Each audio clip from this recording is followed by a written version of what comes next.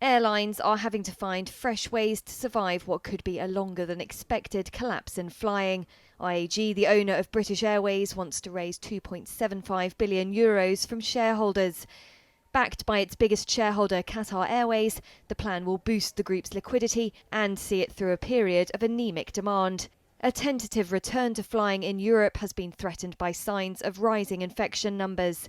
BA, which IAG counts on for over half of its annual profits, is only flying around 15% of its normal schedule. The carrier has already warned it needs to cut 12,000 jobs and plans to change contracts for its remaining 30,000 staff. That's provoked a furious reaction from cabin crew union Unite. Airlines around the world have been brought to their knees by the abrupt halt to flying, forcing tens of thousands of redundancies. The latest victim is KLM, the Dutch arm of Air France-KLM. It said on Friday it would shed 1,500 additional jobs. That's part of a restructuring deal which requires it to cut emissions by 50% by 2030.